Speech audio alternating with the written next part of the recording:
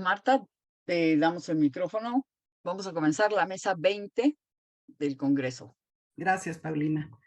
Buenas tardes a las personas que nos acompañan en esta mesa número 20.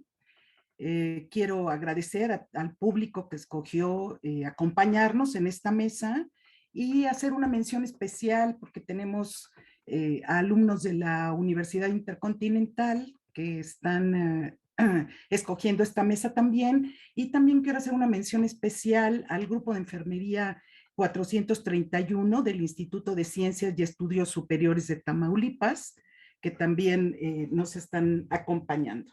Buenas tardes a todos. Bueno, esta mesa se titula Medicina Conductual y Salud Colectiva, interfaces en el tratamiento de pacientes con enfermedades crónicas, y tengo el placer y el honor de presentar al maestro William Alves de Oliveira, y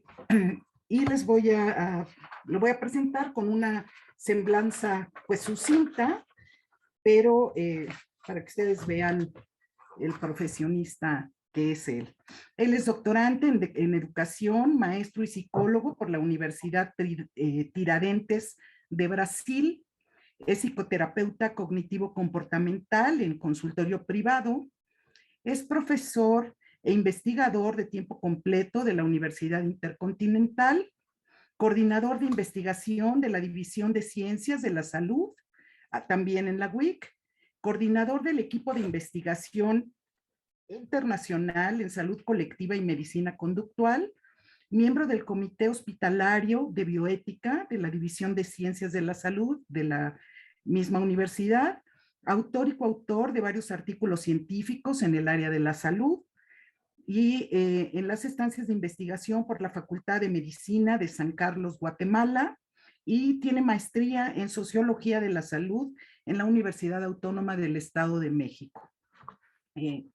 Maestro Alves, le voy a ceder la palabra. Tiene usted 35 minutos para ofrecernos su ponencia y bueno, al público para que vaya también escribiendo en el chat sus dudas y que después el maestro Alves pueda dar respuesta.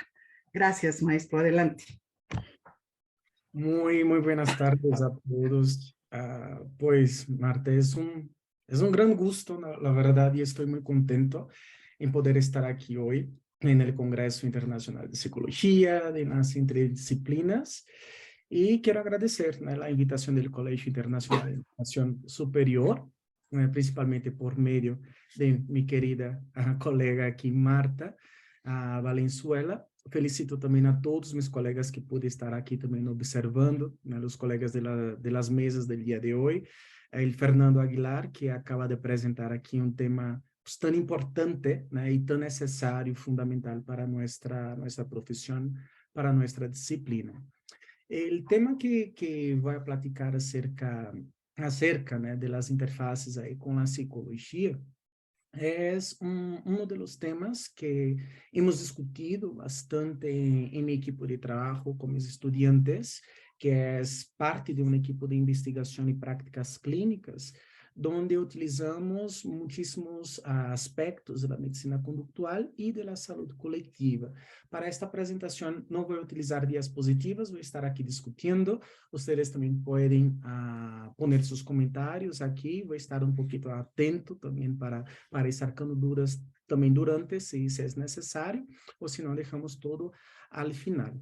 Uno de los puntos es que voy a tomar como base algunas experiencias que hemos tenido por el equipo de investigación, donde atendemos básicamente cerca de 60 a 70 pacientes por semestre, desde la intervención en crisis, psicoterapia breve, acompañamientos psicológicos, también en equipo interdisciplinario, que me apoyan estas y estos estudiantes que pasan por algunas materias básicas como psicopatología, personalidad, aplicación de pruebas psicométricas, psicodiagnóstico, intervenciones en terapia cognitivo-conductual, contextual, y además toman también una capacitación breve de manejo clínico, de raciocinio clínico, com supervisão grupal e individual para alguns casos mais específicos. Também participam comigo estudantes que realizam a práticas, né, profissionais e serviço social.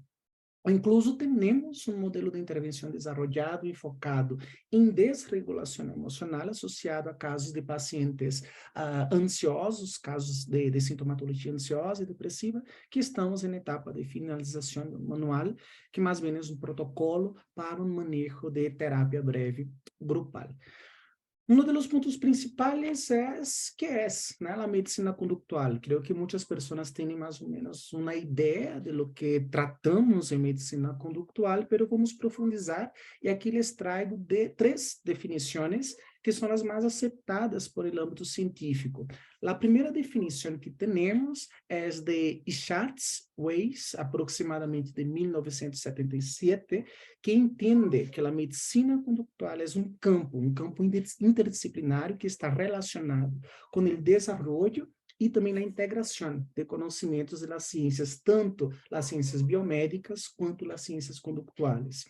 A aplicação é uma aplicação clínica de princípios e técnicas e procedimentos da terapia conductual, tanto em avaliação, tratamento, reabilitação, prevenção de desordens físicos e assim como a validação de programas dentro do âmbito de saúde. Por outro lado, outra definição que temos é de Reynoso, já aproximadamente por 2012, né, onde entende que a medicina conductual é um campo também interdisciplinário das ciências conductuais, biomédicas, aí, né, em congruência com a outra definição, que se ha desarrollado agora para entender a saúde e a enfermidade, e aplicar os conhecimentos e técnicas derivados do mesmo dentro de distintos níveis de prevenção. O sustento aqui em que se fundamenta a medicina conductual como uma disciplina que os cambios em la conducta podem reduzir a sintomatologia, as diferentes sintomatologias de pessoas enfermas. A última definição que vamos trabalhar aqui é de Arroyo, já de 2013, um pouquinho mais atual, onde entende que a medicina conductual é um campo também interdisciplinário, mas já amplia para a investigação e prática clínica, que se enfoca nas interações, importantíssimo aqui, entre o meio ambiente, né, a parte física, social, a parte cognitiva, conductual e biológica, tanto na saúde quanto no processo de enfermidade. Aqui se supõe uma abordagem integral do paciente, partindo da evidência tanto empírica, que revela a conduta, onde se pode generar essas enfermidades, a conduta generando essas enfermidades como um desses fatores, assim como as enfermidades também modificam a conduta do paciente. Este campo se interessa em estudar e modificar o comportamento de pessoas enfermas no contexto hospitalário, onde se compreende suas crenças, seus sentimentos, seus pensamentos que estão aqui relacionados com a enfermidade, né? Tanto seu processo de curação e a participação da família, a participação também da equipe de médicos, de todos os profissionais da área da saúde, os medicamentos, o hospital, inclusive o processo de morte. Para entender também um pouco acerca da medicina conductual em um contexto geral das enfermidades crônicas degenerativas, vamos entender um pouco um contexto histórico e também um contexto epidemiológico, que é importantíssimo. Desde basicamente aí já há várias décadas se ha comprovado uma transição no tipo de enfermidades que aquejam a população de países principalmente desenvolvidos e também ou em vias de desenvolvimento, né? Devido a uma série de câmbios, tanto câmbios sociais quanto câmbios econômicos que han de alguma maneira favorecido a modificação de los estilos de vida em proporções muito relacionadas com as enfermidades, tanto mais neste ponto infecciosas, sino com as que provêm precisamente do estilo de vida da população, dessa sociedade, os comportamentos pouco saudáveis das pessoas. neste processo também um pouco evolutivo, que eles comentam desde a epidemiologia, se explica a partir de um incremento na esperança de vida, e a isso me refiro ao produto da redução da mortalidade, por exemplo, infantil, e de enfermidades infecciosas, graças a los programas de vacunação, aunque todavia, né, o negacionismo da ciência, né, aí está. Este aumento em los anos de vida, né, ha traído consigo um incremento na prevalência também de enfermidades crônicas. Trasladando um pouco isso para o contexto mexicano, seria o aumento, né, na expectativa de vida. Em los anos aproximadamente 30 do século passado, por exemplo, de cada 5 niños morria, né, antes de cumprir um ano de vida.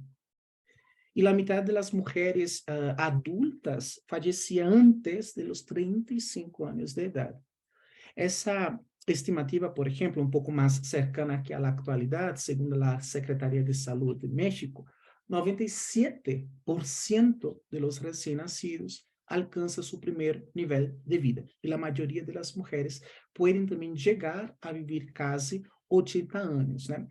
Agora, pensando um pouco nas principais causas de difusão em México, o 33% de mulheres e o 26% de homens se concentram em 3 tipos de enfermedades: a diabetes mellitus, as enfermedades isquêmicas do coração e as enfermedades cerebrovasculares. E, pois, todas elas de caráter crônico-degenerativo e todas vinculadas diretamente com o componente conductual. E aí, como podemos, né, definir as enfermidades crônicos-degenerativas? Desde a medicina contemporânea, as enfermidades crônico-degenerativas são especiais, devido a um grande impacto que genera no paciente, tanto no entorno familiar, em seu núcleo familiar, quanto também com seu médico.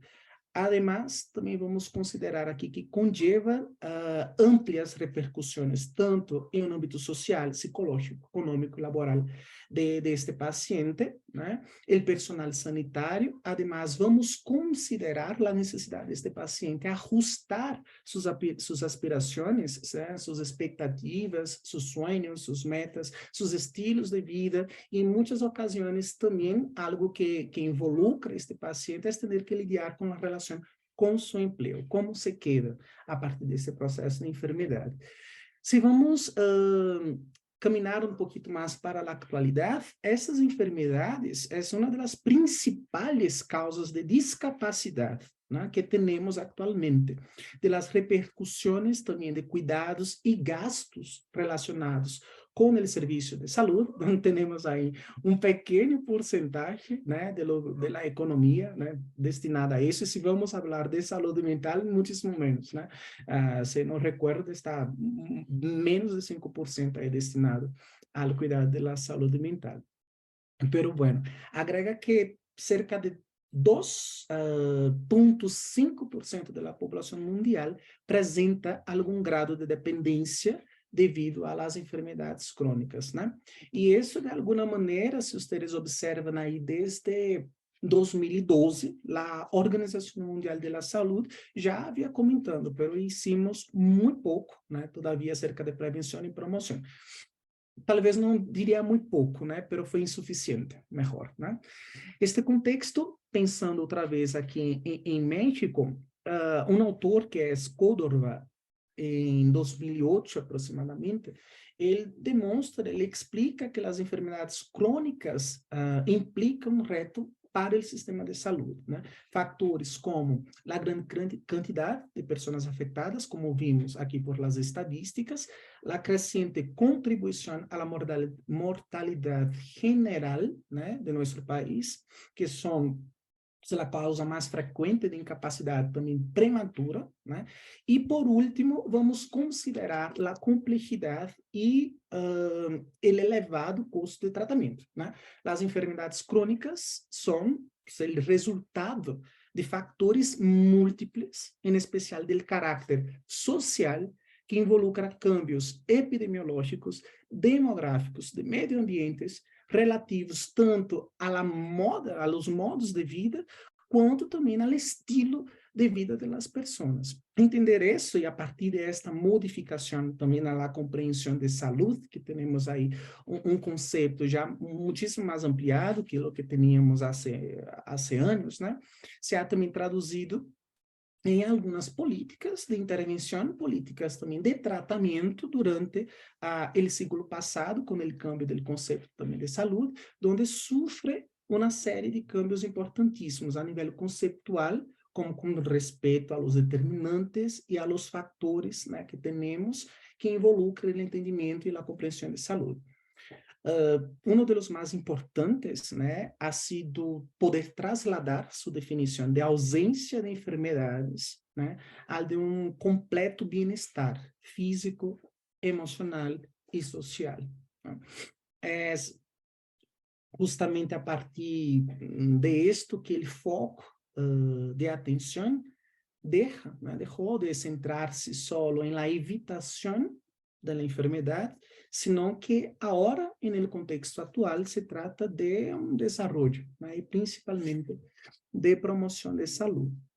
Vamos ter também outras definições, né, do conceito de enfermidade crônico-degenerativa, que também se pode ser entendida como uma enfermidade que se mantém ao longo do tempo, tem uma persistência de aproximadamente ao menos de 3 meses e não pode ser prevenida com alguma vacuna, né, ou curada com medicamentos. Causa também um deterioro físico, psicológico, e aí entramos nós outros, ou ambos, né, em que ela padece, levando incluso o paciente a morrer, né. Outro autor, que é Beneik, aí aproximadamente em 1994, demonstra que o tipo de enfermidade obriga a nós outros a entender a modificação no modo de vida do paciente, e que é muito provável que persista por muitíssimo tempo.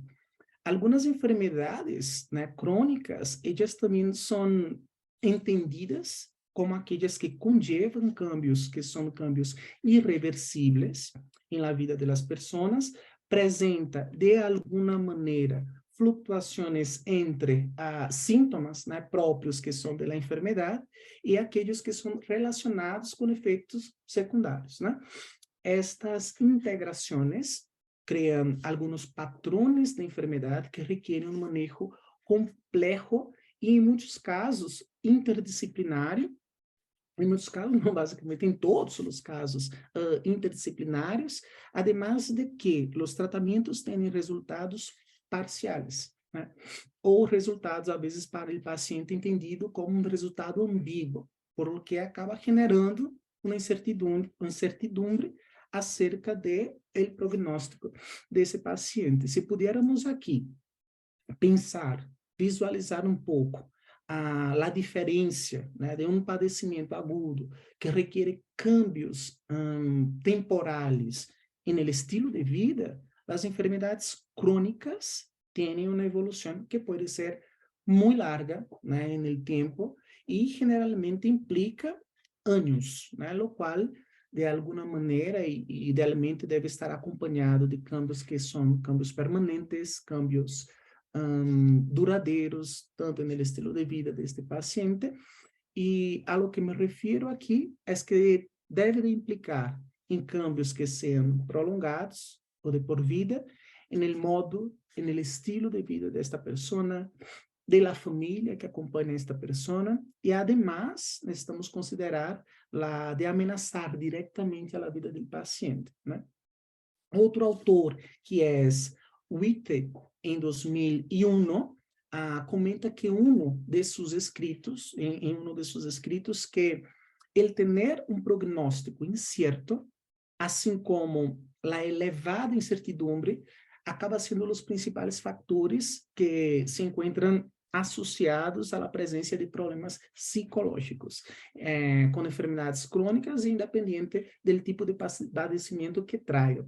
É fundamental aqui considerar alguns fatores, né, comuns da enfermidade crônico-degenerativa. o primeiro ponto que podemos considerar é entender que cada padecimento tem características que são características peculiares com respeito aos sintomas que apresenta, né? E o nível de incomodidade que isso também genera, de moléstia que isso genera, né? Seguindo aí as linhas de ação e temporalidade única. E isso nos leva, de alguma maneira, à compreensão de que cada padecimento se manifesta, atua de forma particular em cada indivíduo, em cada pessoa, de acordo a los fatores como devemos considerar aí as enfermidades concomitantes, a idade, os estilos de vida prévio, né, a la enfermidade, os padecimentos e cuidados durante esta enfermidade, né? Tudo isso necessitamos considerar. E um mito aqui que existe também, que é importante mencionar, é que se ha instaurado em la sociedade que este tipo de enfermidade afeta as pessoas pobres, né? Se vemos, de alguma maneira, as estadísticas alrededor de 4, né, de 5 pessoas que morrem a causa de enfermidades crônicas vivem em países de ingressos baixos e medianos, né, o qual implica, de alguma maneira, que não necessariamente é que ocorre só com pessoas pobres, senão que as pessoas com maiores recursos econômicos têm, obviamente, maiores possibilidades de receber uma atenção adequada, uma atenção oportuna, um diagnóstico, né, também aí assertivo, e aí entendemos os privilégios para alguns e também as possibilidades, né, para outros. Agora, as enfermidades crônicas degenerativas, elas afetam, né, de maneira prioritária a las pessoas maiores. A realidade, por exemplo, é que uma quarta parte de hombres, e de las mujeres mueren cada año y tienen menos, que mueren a cada año, tienen como una estimativa de 60 años, ¿no? Por lo que puede decir que las enfermedades crónicas acortan la vida de las personas, ¿no? Uno de los indicadores que também podemos considerar aqui, que são importantes, é que nos chama a atenção la medicación, la atención de la medicación y de la percepción del individuo acerca de su calidad de vida. La calidad de vida como un factor importante también para ser comprendido aquí, independientemente de la enfermedad crónica que padezca la persona, existe evidencia de un deterioro significativo en la calidad de vida relacionada con la salud. Isso quando atribuído principalmente à presença amplificada da percepção dos sintomas e necessidade de monitoreio contínuo, essa enfermidade crônica tem implicações específicas, tanto com o paciente, com a família, os quais acabam variando aí de acordo também com os recursos psicológicos que conta esta pessoa e que conta a família para afrontar e resolver os problemas, que é o que chamamos de autoeficácia, né? A avaliação da enfermidade e seu tratamento, esta concepção do indivíduo da enfermidade, acaba sendo um dos fatores que necessitamos considerar. Também é importante, ou mais bem indispensável aqui, entender e considerar também que cada caso tem uma terapêutica específica. Aunque em psicologia, as terapias basadas em evidência científica têm um protocolo a ser seguido, a terapêutica é específica, né? Que, por lo general, requiere de vários cuidados especiais, tanto para a atenção aos sintomas do próprio padecimento, ou de la reabilitação, os cuidados derivados das consequências físicas generadas também por la enfermidade, ou su tratamento, uma das variáveis aí que vamos poder medir e que também pode ser um obstáculo, né, um recurso favorável para lidar com essa enfermidade e suas implicações, se relaciona com a crença, a percepção que a persona, seus familiares, seus amigos, seu grupo, né, aí de referência, têm com relação a este processo de enfermidade. Outro ponto importante que quero tratar também aqui com vocês, né, es que las creencias que el paciente y la sociedad en general poseen a respeito ao padecimento são fundamentais também para entender a forma de enfrentamento, né? Tem um papel que é um papel fundamental no impacto das emoções que vivem este paciente e seus familiares, e isso se deve a que a maioria desses pacientes se encontram associados à incertidumbre, como havia mencionado aqui anteriormente, e também acaba dificultando, né, dificultando todo esse processo. Para fijar um pouco mais a importância de isso que les comento, um exemplo que podemos considerar é a percepção de carência do futuro, as ameaças de destruição física, social, psicológica, a sensação de ser carga também para os demás. Isto é dentro do processo de tratamento. Uma das coisas que sucedem bastante é o paciente sentir-se uma carga, né? Sofrem que vocês não têm ideia acerca de como o paciente regressa, né, esse sentimento para nós outros, essas preocupações também existenciais sobre a vida, sobre a morte, né, e os pensamentos negativos, né, que alguns colegas aqui, talvez, principalmente os contextuais, vão dizer que não há pensamentos negativos, né, esse já seria outro tema, mas vamos pensar aí também nas emoções intensas, né, nas preocupações por assuntos pendientes, assuntos que não foram concluídos, né? E además, outro ponto importante, são os estigmas sociais que acompanham a maioria dos padecimentos. Desafortunadamente, necessitamos lidar, todavia, com esse tema, né? Relacionado aos estigmas que há. E, se salimos um pouco de los transtornos crônicos degenerativos associados aí com padecimento, com transtorno mental, por exemplo, isso se potencializa muitíssimo mais, né? Agora, hablando um pouco acerca do tratamento, né? O tipo de tratamento que estamos oferecendo em los hospitais, em clínicas e em espaços de saúde é indispensável, né? O paciente que está aí é um paciente que está sofrendo. A psicologia necessita avançar cada vez mais. É importante e já urge que a psicologia amplie seu potencial de resposta. A resposta a que me refiro é a resposta ao sofrimento, né, de essa pessoa. Todas as ciências avançam e temos uma resistência terrível com os avanços dentro da ciência psicológica. A psicologia não está destinada para ser um dogma e necessitamos entender que necessitamos cada vez mais dar respostas rápidas a uma sociedade que vai cambiando a níveis muito velozes com relação a isto, e necessitamos acercar-nos muitíssimo mais a las dificuldades e diversidades da sociedade, principalmente porque os procedimentos que esses pacientes com esse tipo de problemática sofrem são tratamentos invasivos, são tratamentos intrusivos, né? Claro, que beneficiam o paciente, pero isso, de alguma forma, no outro é invasivo. E isso possibilita um incremento de uma sintomatologia ansiosa, de uma sintomatologia depressiva, de estresse, que incluso é um dos temas que trabalhamos na equipe de investigação em medicina conductual e saúde coletiva da Universidade Intercontinental. Essas reações, a sua vez, podem repercutir, né, em um autoconcepto, em autoeficácia do paciente, que tem com respeito a si mesmo, às demandas de um tratamento que implicam em todo isto. Todos nós outros, né, representantes aqui da área da saúde, principalmente aqui psicologia, fomos partícipes de acontecimentos relevantes no século passado e que necessitamos dar continuidade, necessitamos avançar, né, muitíssimo mais. A isso me refiro que, por exemplo, vamos pensar no modelo médico tradicional, que foi questionado desde várias trincheiras aqui, incluso desde seu interior, né?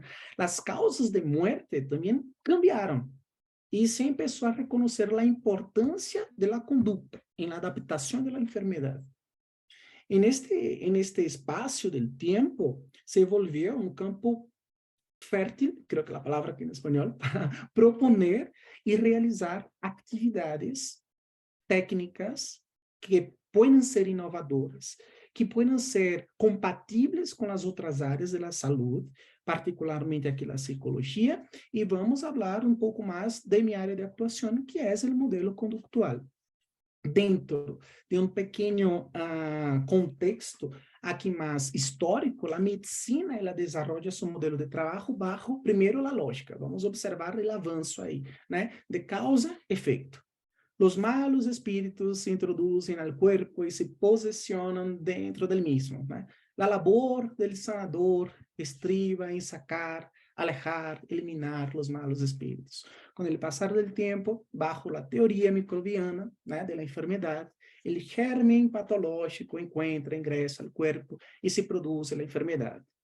Luego, ¿qué pasa? O médico quita a causa e a enfermedade remite. Esta lógica aqui de trabalho se muestra em todas as ciências médicas e a fisiologia la adaptou em uma modalidade a que chamamos, para nós outros, os conductistas, de estímulo-resposta. Quando revisamos um pouco aí o siglo XX, a lo que está mais relacionado ao estudo do sistema nervioso, os fisiólogos realizam um descobrimento, têm aí um descobrimento que ocasiona um cambio de paradigmas importantes, como a teoria de la especificidade aplicada às funções de diversos receptores sensoriais, e a isso eu me refiro à lei de Weber e Fischer, que vocês aprendem, creio que no primeiro semestre, em que compreende que o potencial generador, né, ou potencial de descarga do receptor, era uma função logarítmica da intensidade do estímulo. Agora, com o passar do tempo, os experimentos do modelo estímulo-resposta do sistema nervioso se complexizou e se necessitava mais elementos para explicar seu funcionamento por meio de uma unidade funcional, o que denominamos atualmente de reflexo. Pois bem, a importância da relação causa-efeito na vertente médico-fisiológica, principalmente aí soviética, possibilita a descrição de secreções digestivas, e aí, para poder entender, vocês podem revisar um pouquinho o tema de Pavlov, em sua teoria do condicionamento clássico, a partir de alguns questionamentos. Onde se encontra ubicado o aparato intrapsíquico? De que estrutura se encontra formado? Como funciona? Como se ubica o yo, o leyo e o super-yo nesse aparato, né? São estruturas interconectadas? Há processo de inibição recíproca? Essas indagações que, por certo, não foram respondidas por los psiquiatras tradicionais, por los psicólogos de la época, acaba recebendo um bombardeio de críticas, né? E aí, neste entonces, a defesa de los psiquiatras da época acaba oferecendo uma alternativa que possibilitou outro câmbio de paradigma no modelo biopsicossocial de la medicina, que foi proposto por Engel, né, o psiquiatra aí de 1977, né, que incluso proponia estudar o ser humano como uma unidade biológica com uma mente e uma capacidade de sentir, de perceber e de pensar. Además, creio que podemos aqui incluir, né, que somos pessoas insertos em um determinado contexto, e o contexto aqui cambia a visão de muitas coisas, né? Principalmente em los tratamentos atuais de maior evidência científica na psicologia. E aqui entra uma diferença muito significativa entre o modelo médico tradicional, que não se preocupava por las emoções, sentimentos e pensamentos, como estava comentando, e se incluiu, então, as emoções, né, para o tratamento dos aspectos biológicos, psicológicos, sociais, onde se propôs também distinguir entre o processo patológico, né, dentro aí de um objeto de estudo de los médicos, que seria a enfermidade, e de la percepção que têm os pacientes respeito de sua sintomatologia. Percepção respeito de sua sintomatologia, lo que denominaremos como mal-estar, né? Entendendo-los de alguma maneira como processos aí paralelos, a enfermidade e o mal-estar. Então, nós outros psicólogos vamos estar aí, né? Desta maneira, o modelo biopsicossocial pressupõe que é importante manejar tanto a enfermidade como este mal-estar, já que ambos estão aí com este paciente. A partir de esta compreensão do modelo biomédico, quando o paciente é declarado, por exemplo, como curado por os médicos, se observa, né, que todavia apresentam séries de mal-estar. E aqui nós outros psicólogos entramos, outra vez mais, que acaba transformando-se em queixas, assistência outra vez à consulta, problemáticas por búsquedas aí de possíveis enfermidades, aí se pedem pruebas de laboratório, né? Lo que de alguma forma o paciente acaba, este processo, não o paciente, perdão, o processo acaba saturando o serviço de saúde, né? Sobresatura, os pacientes siguen insatisfeitos porque expressam suas queixas, são legítimas estas queixas, pero não se dava uma resposta assertiva, né? Um pouquinho mais adelante nesse cenário, o médico e os profissionais da área necessitam informar-se de uma forma mais suficiente respeito às crenças, pensamentos, sentimentos do paciente, né? Não só da enfermidade em si. E aí se necessita indagar tanto o grupo social de pertenência do paciente, a existência de suporte social e, em muitos casos, seus aspectos religiosos, seus aspectos espirituais e também religiosos. Já para ir aqui cerrando, né, espero que já esteja aqui no tempo para dar o tempo de perguntas e respostas, é por este motivo que devemos pensar em um modelo inicial de entrevista clínica ampliado, que já a partir daí se pueda observar esses fatores, né, contemplando a diversidade interna deste paciente, porque isso se torna fundamental para entender também o processo e saber como vamos lidar com este processo, né? Aqui em México, né, este modelo, de alguma forma, já é parte de uma realidade aí desde 1918, né?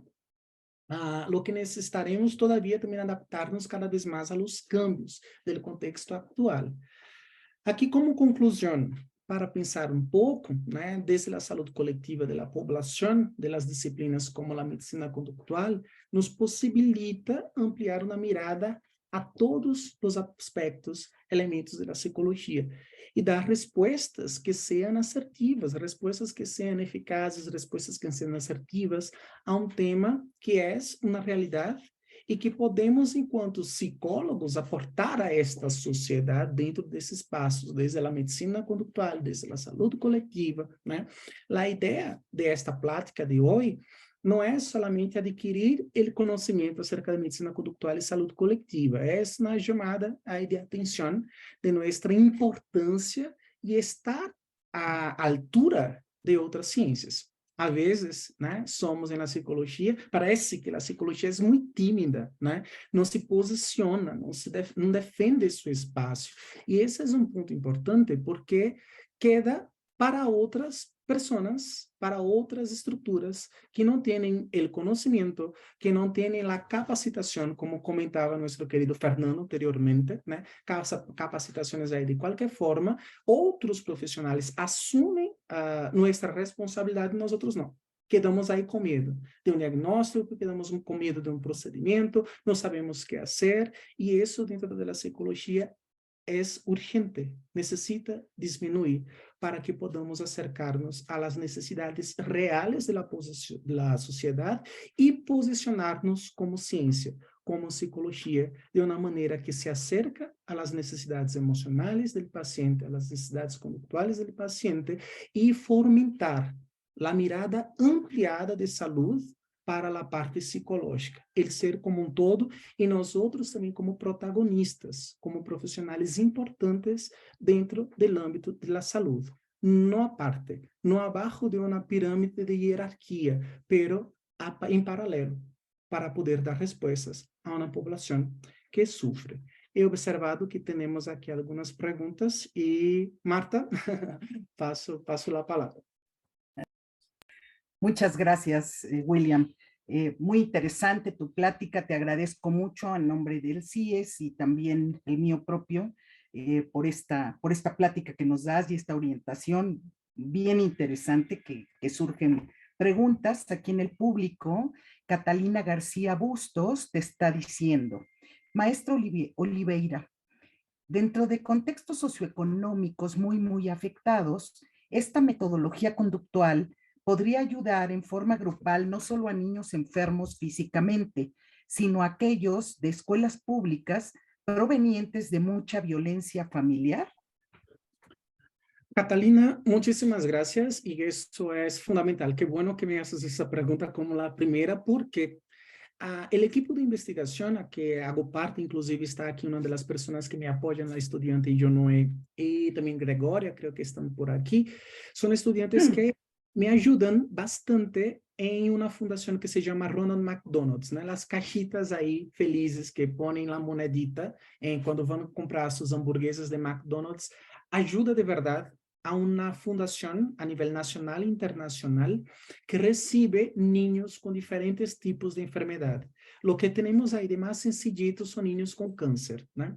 Y esos niños, por ejemplo, aquí en la Ciudad de México, vienen de diferentes partes de la República Mexicana y las familias, ¿no? que se quedan ahí en la fundación, son familias muy, pero muy carentes dentro del aspecto económico.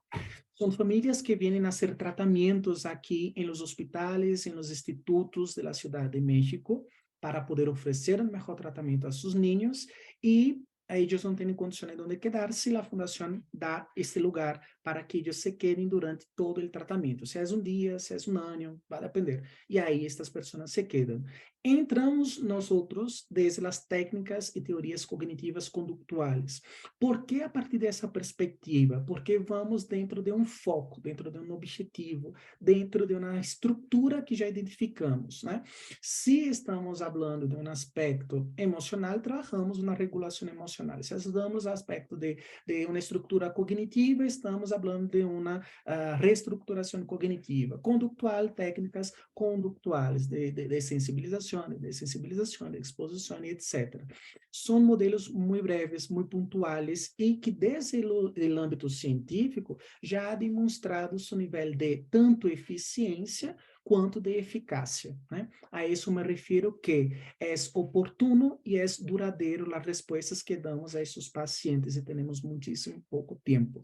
Isso se pode ser realizado de uma forma individual, pero quando já existe a possibilidade de que esses pacientes já convivem em grupo, melhor que ser em grupo. Primeiro, porque atendemos maior número de pessoas, eles começam a desenvolver o que Marcia Linehan, que é uma autora da terapia dialético-conductual já implementado, que é tenho a terapia e tenho meu momento de desenvolvimento de habilidades socioemocionais. Estes dois juntos ha demonstrado bastante eficácia, inclusive para pacientes com transtorno de personalidade, os mais graves aí, por exemplo, os mais um pouco conflitivos, às vezes, de tratar, os limites de personalidade, já han tenido, inclusive, respostas muito efetivas, né? Então, sim, temos aí grandes resultados, inclusive em uma sessão, 2 sessões, 6 sessões, máximo como 12 sessões aí dentro do processo de intervenção imediata, de urgência, quanto de psicoterapia breve. Muy bien, gracias, William. David Alexis Maza Flores te pregunta, maestro, buen día.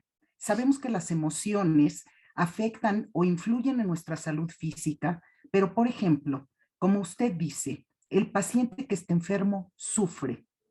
¿Qué por medio de la psicología podemos ayudar a llevar a una persona a sobrellevar su malestar? ¿Es posible que se curen más rápido con ayuda psicológica? Ok, excelente. David, não sei qual é essa pronúncia, David, né? Muitíssimas graças, David. Sim, né? Sim, porque nós outros somos especialistas na conduta humana e a conduta, ella também se refere a los processos internos, pensamento e emoção, né? Há alguns teóricos que vão a diferenciar pensamento e emoção como algo à parte e os conductistas vão a entender como também pensamento e emoção sendo conduta. A conduta hecho é uma conduta manifiesta e pensamentos e emoções é uma conduta encubierta, né? Interna. Bueno, a partir deste processo, temos como entender o que passa na tríada cognitiva.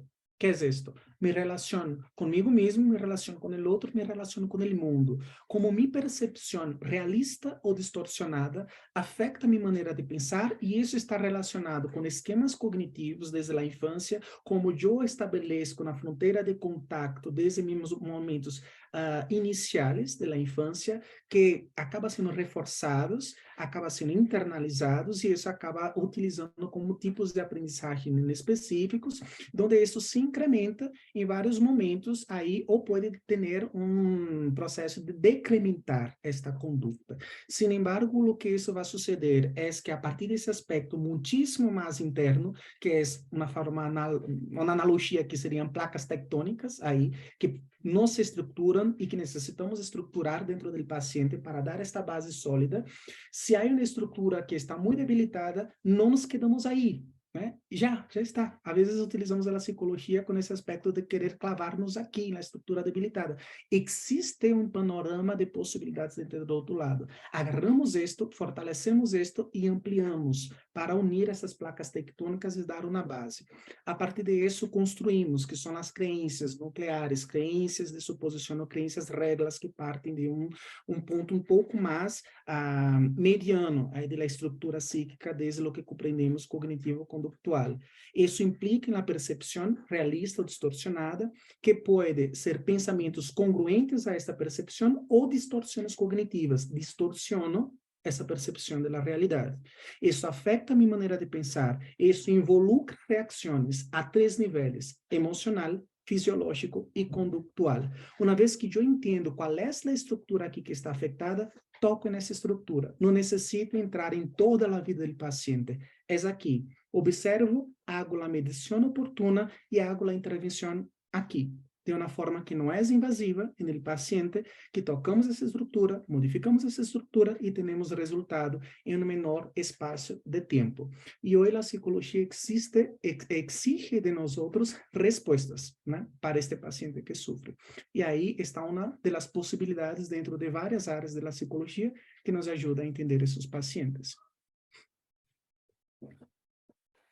Bueno, yo quisiera decirte algo bueno, varias cosas que me gustaron mucho de lo que dijiste, pero esto de los estigmas sociales, que me parece tan importante y que lo vivimos de manera muy cercana ahora en la pandemia, ¿no? Y pensaba yo, por ejemplo, las reacciones que tuvo mucha gente con respecto a al personal médico en las calles, ¿no? Que era agredido por un temor muy grande a ser contagiados. Y que esto ha pasado a través de los años, a través de la historia, cuando menos en este país, con muchas otras enfermedades, ¿no? Y que me parece que efectivamente, pues, ponen un acento muy importante en cómo va desarrollando la persona su enfermedad, cómo se va sintiendo ante este rechazo social, ante esta manera de ser mirado, pues tan lacerante a veces, ¿no? Así es, Marta. Qué bueno compartir contigo ese espacio, compartir contigo esta reflexión, porque es una gran realidad, ¿no? Y aquí la idea de mi plática hoy es llamar la atención de nosotros psicólogos y decir, ya tenemos una gran responsabilidad de lo que interpreta la sociedad de la psicología, ¿no? Hay mucha gente utilizando psicología y el entendimiento psicológico muy distorsionado de lo que es la psicología, de lo que es la ciencia psicológica, de lo que es cognitivo-conductual, de lo que es psicoanálisis, las grandes fuerzas dentro de la psicología. Y aquí necesitamos posicionarnos. La sociedad vive un proceso de uma saúde mental que não é atendida, uma saúde mental que não é cuidada desde a infância. E isso repercute na adolescência e isso repercute na fase adulta. Não sei lidar com minhas emoções, consequentemente não sei lidar com minha conduta. Não sei lidar com quem sou e com o que quero da vida. Não tenho uma direção. A personalidade é estruturada por la identidade e o direcionamento. Se eu não entendo quem sou, autoconcepto, se eu não entendo a capacidade de regulação assertiva, autoeficácia, e se eu não entendo a direção, o que sucede, aunque mínimo, me vai mover. E eu não vou saber aonde ir e como me posicionar. E uma das coisas que sucede é que se incrementa minha ansiedade. A ansiedade é um mecanismo neurofisiológico natural do ser humano relacionado também com a personalidade.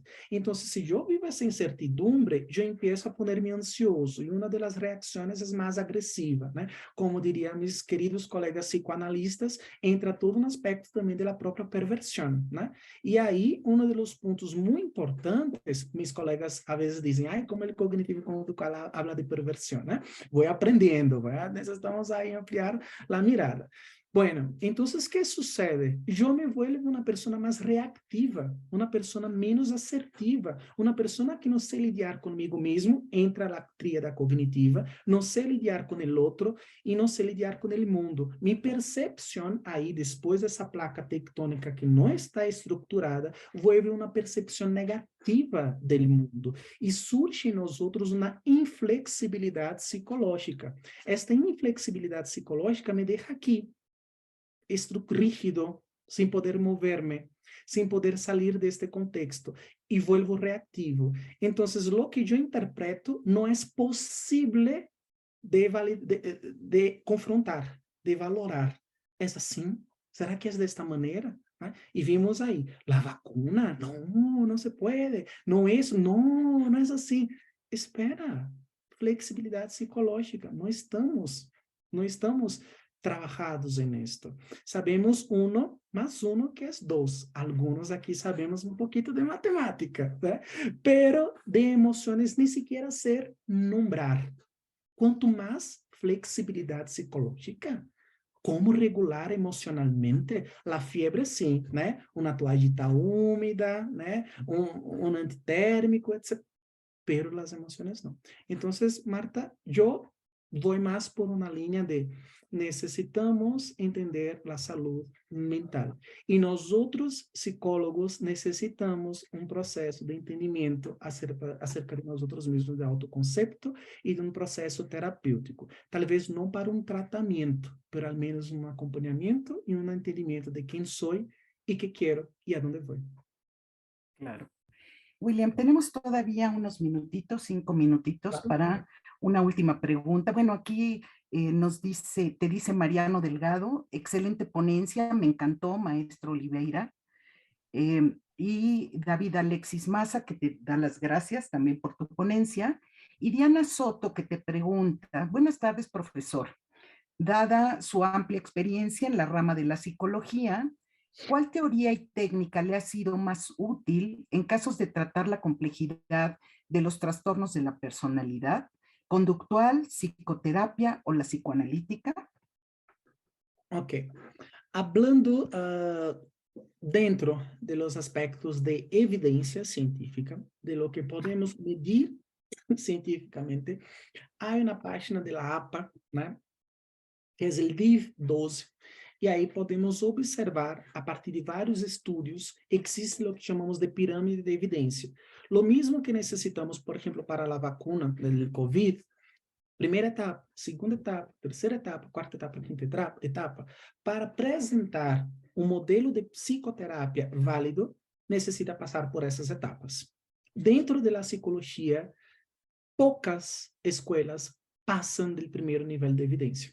Imagina, né? E outras nem sequer chega ao primeiro nível de evidência e já estamos aí aplicando com pacientes, né?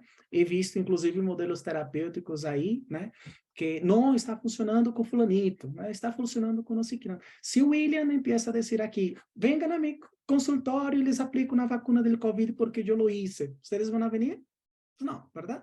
Com a saúde mental estamos fazendo isso. Então, há que ter cuidado de primeiro investigar. Essas escolas psicológicas estão passando por este nível de evidência científica ou não? William, pero há umas que se podem, há outras que não se podem. A ciência psicológica já ha demonstrado em muitíssimos anos que nos acercamos mais à ciência que a não ciência, né?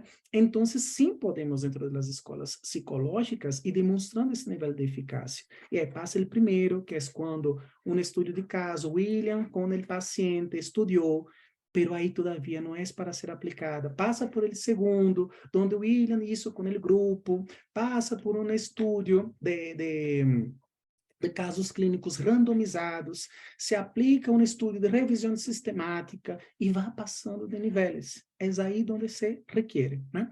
Dentro de minha experiência, e porque eu tive uma formação cognitivo-conductual e contextual, eu aplico as terapias cognitivas, conductuais e contextuais, né? E dentro do panorama, por exemplo, de los transtornos de humor, transtorno de uso de abuso de substâncias psicoativas, a terapia clássica de Runbeck acaba sendo atualmente a mais efetiva para estes casos. Isso não significa dizer que as outras não funcionam, isso significa dizer que é a mais efetiva, né? Transtorno de personalidade, o que eu utilizo é a terapia contextual, a DBT, a terapia dialético-conductual de Marcia Linehan, que ha sido demonstrada a mais efetiva para os transtornos de personalidade e ha dado melhores resultados até este momento. William, então, as outras terapias não funcionam? Não existe. As outras terapias podem funcionar a partir de que passam desses níveis, pero essa está sendo a mais efetiva neste momento. Pode ser que depois suceda outra terapia mais efetiva? Sim. Para isso estamos em ciência, para evolucionar, né? E neste momento existe. O que necessitamos cuidar aqui é, creo que Dana, né? Dana é que esteja, ao menos, em lo mínimo de evidência científica para ser aplicada.